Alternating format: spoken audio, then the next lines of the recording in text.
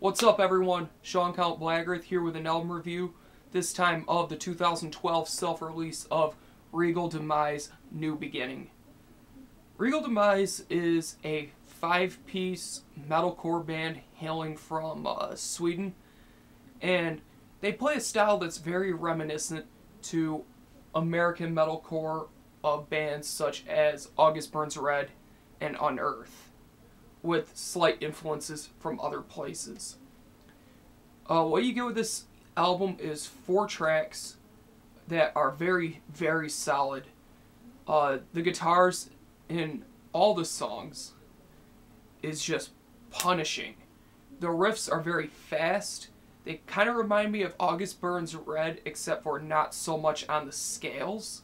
They have a thrashy sort of feel with a little bit of a melodic touch. Just some really good riffs that will stay in your head, and they just flow perfectly. There's tons of build-ups, and of course the breakdowns, which are just crushing. I'm not a fan of overusage of breakdowns at all, but I must say these guys do it very well. At first I wasn't feeling the breakdowns that much, but as I continued to listen, they kind of grew on me because the chug patterns were so unique and original, which is something very hard to find in metalcore, which is unique in originality. The breakdowns are just straightforward. They slow down, speed up, and they're just done very well. The bass is thunderous. It's not overbearing the mix. It's not bogging it down. It's got a good tone to it that very nice warm sound, not very clicky sound, which I don't like. It's got the warmth to it that I like, and it doesn't really deviate from the guitar, but what it does is just brings the heaviness out and expands upon it. It really adds extra lowness to all the chugs in the breakdowns. And in the fast parts, it really sounds cool as it does the riffs that the guitars do.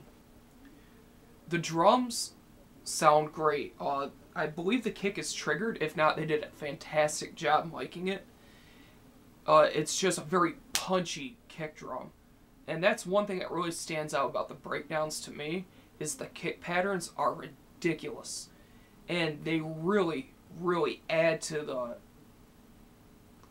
breakdown sort of flow. It just really makes you just want to kill whoever's within 5 miles of you. Just makes you want to kill everyone.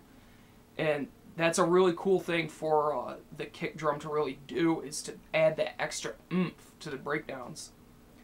They have a really cool snare effect that just sounds very sick. They use it at a couple points.